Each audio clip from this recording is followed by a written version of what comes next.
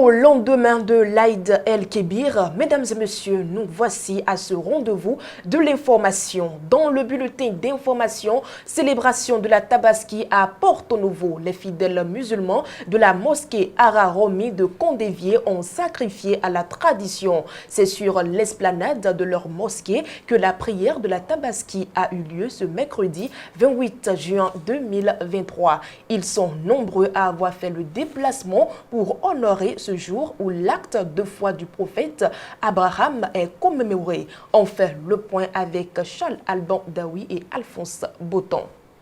Ce bélier ne sait pas qu'il sera sacrifié dans quelques minutes, mais les fidèles musulmans que voici, eux, ils le savent. Mais avant de passer à l'acte qui commémore la foi du prophète Abraham en Allah, le tout miséricordieux, ils ont répondu à la prière convoquée par l'imam de la mosquée centrale Ara-Romi de Condévier. Il sonnait 9 heures quand l'imam a introduit la prière. Allahu Akbar, Allahu Akbar, Allahu Akbar, Allahu Akbar. Après quelques minutes de paroles et de gestes d'adoration accomplis en l'honneur du tout miséricordieux, l'imam a délivré son discours sur la Tabaski. Un geste qui rappelle la soumission sans réserve d'Abraham à Allah, le tout miséricordieux, l'acte de foi qui fait de lui le père des croyants.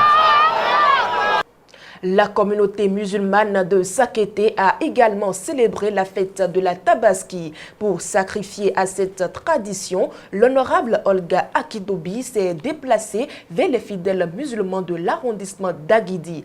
Voici le compte fait par Charles Alban Daoui et Kabirou Adjadi.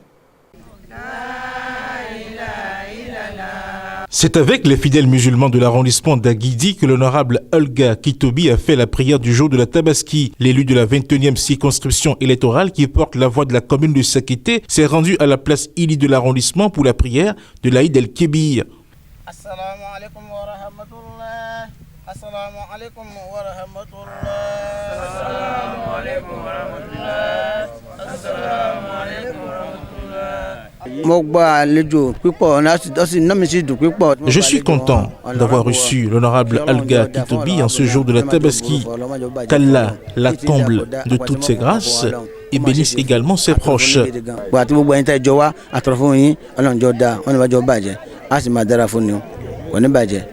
La générosité, qui est l'une des qualités que l'honorable Olga Kitobi tient du Créateur, s'est encore exprimée le jour de la Tabaski à travers le don d'un bélier à la communauté musulmane d'Aguidi. Au terme donc de la prière, c'est ce bélier qui a été offert en sacrifice pour se rappeler de l'acte de foi du père des croyants, Abraham.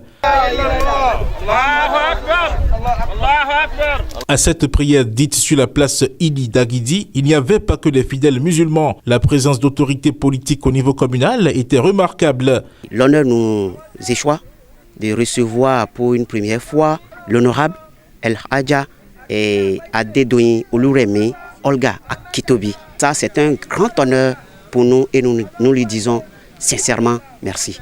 Nous avons choisi cette année de venir assister à cette prière ici à Aguidi pour rentrer dans une dynamique de faire une rotation pour accompagner notre communauté dans la célébration de ces gens de fête. Quant à l'élu de la 21e circonscription électorale, elle a d'abord justifié le choix porté sur Aguidi avant de mettre l'accent sur le contenu de cette célébration. Depuis mon élection en tant que conseillère communale en 2020 et mon élection en tant que députée en 2023, je n'ai jamais prié avec la communauté musulmane d'Aguidi. Je suis très heureuse aujourd'hui de me retrouver parmi les populations d'Aguidi qui m'ont chaleureusement accueilli et toute la population d'Aguidi a beaucoup prié pour la nation et surtout pour le président de la République, M.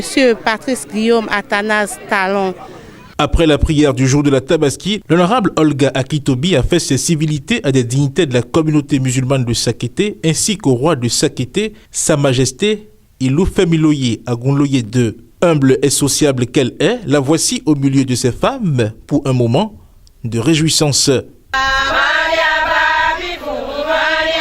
Une nouvelle qui brise la fièvre de la fête de l'Aïd el-Kébir. Un homme et une femme, tous de nationalité béninoise, en partance pour le pèlerinage à la Mecque, ont été interpellés et arrêtés à l'aéroport de l'Arabie Saoudite.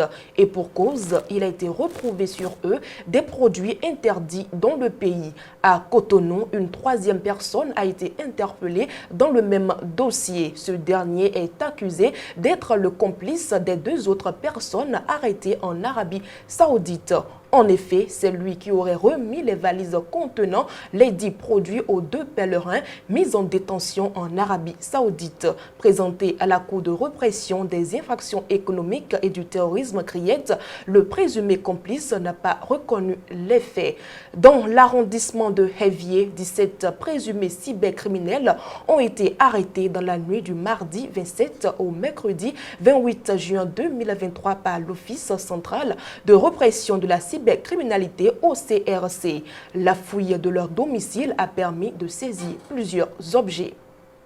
Plusieurs opérations menées dans la nuit du mardi 27 au mercredi 28 juin 2023 ont permis à l'Office central de répression de la cybercriminalité de mettre la main sur près d'une vingtaine de cybercriminels. Conduite par l'unité de la police républicaine du commissariat de l'arrondissement de Hévier, l'opération a eu lieu au niveau de 3 localités, à savoir dans 2 quartiers de Hévier, à Dovier et Zungbo, et dans un bar à Gbodje. À l'issue de cette opération, les éléments de la police républicaine ont mis la main sur 17 jeunes dont la fouille des portables a révélé des indices d'activité de cybercriminels. Une somme importante des smartphones, de motos, des pockets Wi-Fi ont été saisis chez les personnes interpellées. Une nouvelle moisson qui vient gonfler le chiffre de jeunes interpellés depuis le lancement de la traque contre les cybercriminels. Les 17 jeunes interpellés par les éléments du commissariat d'arrondissement de Hévier seront bientôt présentés à l'Office central de répression de la cybercriminalité, puis au procureur spécial de la Cour de répression des infractions économiques et du terrorisme. Dans la page sport de cette session informative, on retrouve Evelyne Dossou. À 2 mois environ de la 6e et dernière journée des éliminatoires de la Coupe d'Afrique des Nations CAN 2023, l'excitation monte chez les joueurs et supporters mozambicains. Leur équipe nationale affrontera le Bénin lors d'un match décisif qui déterminera une qualification pour la compétition tant attendue. Génie Katamo, l'attaquant mozambicain qui avait marqué le seul but lors de la rencontre entre les deux équipes à Cotonou, a lancé un avertissement au Guépa béninois. Avec le Bénin, ce sera une finale avec un stade de Zimpeto plein à Maputo. C'est vrai qu'il ne peut pas contenir nos 30 millions de fans, mais j'espère qu'il sera bien rempli pour le match contre le Bénin parce que ça va être une finale pour tous les Mozambicains. C'est vrai qu'il faut tout donner pour gagner le dernier point qui nous manque, mais nous voulons gagner les 3 points et nous voulons être à la CAN. On ne va pas laisser passer cette opportunité à laisser entendre l'attaquant. Il faut noter que le Bénin aussi est déterminé à écrire l'histoire. En attendant le coup d'envoi, les fans des deux nations attendent avec impatience ce duel qui promet d'être riche en émotions et en rebondissements. On termine cette page des sports avec le cyclisme. L'édition 2023 du championnat national de cyclisme du Bénin a connu son dénouement ce dimanche 25 juin 2023 avec le sacre d'Emmanuel Sagbo qui a remporté cette compétition. Le cycliste a décroché le Graal au terme de 2 jours de compétition qui comprenaient les épreuves de contre-la-montre et une course en ligne. Vainqueur au sprint, le tout nouveau champion du Bénin, coureur de Espoir Vélo Club de Cotonou, a devancé Émile Cueto de SAS Vélo Club pour s'offrir le titre. Voilà l'essentiel à retenir de l'actualité de ce matin.